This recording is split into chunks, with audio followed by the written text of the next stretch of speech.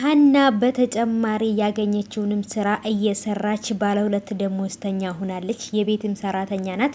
እዛም ውስጥ ደግሞ እንግዲህ በሕክምና ሙያዋ ወንድሟን እያገዘችው ነው። እሷ ግን የወይዘሮ ሜላት ልጅ እንደሆነና ወይንም የቤቱ ደግሞ ወንድ ልጅ የሰላም ወንድም እንደሆነ ነው እንጂ የስጋ የእናቷ ልጅ ወንድሟ እንደሆነ አታቅም። እሷም የቤተሰቦቿ ቤት የእናቷና የእህት የወንድሟ ቤት እየሰራች እንደሆነ አታቅም። ሰላምም እህቷ እንደሆነች አታቅም። እንደ ውሻ ነው የምታዛት ማለት ነው። እሷ ግን በጣም ነው የምታሳዝነው። ሀና ማለት በጣም ምስኪን፣ ለአባቷ በላይን ሁሉ መስዋዕት የምትከፍል በአሪፍ ትምህርት የተመረቀች ግን ደግሞ አባቷ ስለታመመባት እሱን ለማሳከም ብላ ነው። ይሄ ወላጅ አባቷ ሳይሆን አሳዳጊዋ ነበር ማለት ነው።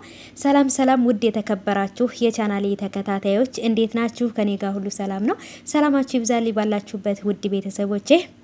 ይህን የምንወደውን የምናደንቀውን እጅግ በጣም አሪፍ የሆነ ድራማ ይዤላችሁ መጥቻለሁ።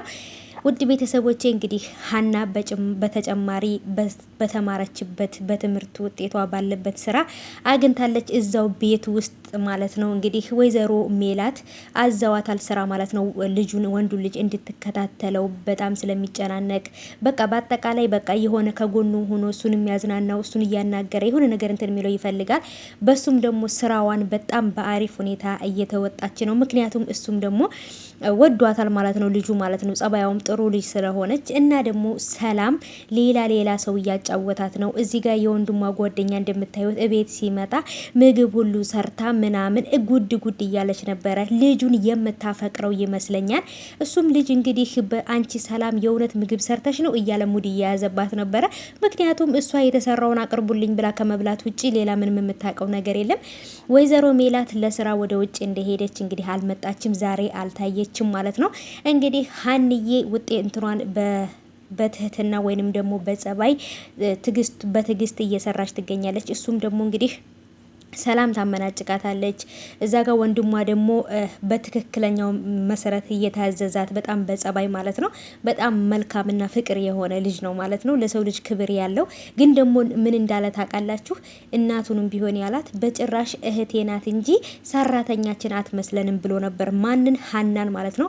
ሀናም በትክክል ስጋቸው የእናታቸው ልጅ እህታቸው ታላቅ እህታቸው ናት። እነሱ ግን ኦሬዲ በሰራተኝነት ቤት እንደመጣች ነው የሚያውቁት። እሷም ወይዘሮ ሜላትም ይችን ልጅ ሳዛት ወይንም የሆነ ነገር ልቆጣት ስል ልቤ ይደነግጣል፣ ሰራተኛዬም አትመስለኝም እያለች ነው።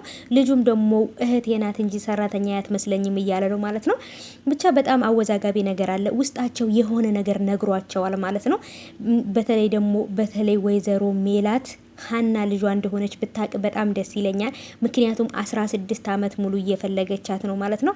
አባቷም ደግሞ ታመዋል ማለት ነው። ግን አልነገሯትም። ስራሽ ምንድን ነው ብለው ጠይቀዋት እንደ ማንኛውም ሰው ስራ ነው አትጨነቅ አባዬ ብላለች። እና እንግዲህ በጣም አሪፍ ነበረ የዛሬው፣ በተለይ በጣም ደስ ይላል። ምክንያቱም ሰላም ራሱ ልብ ገዝታ ማለት ነው ኩሽና ቤት ገብታለች። በጣም ደስ ብሎኛል በዚህ የተነሳ ማለት ነው።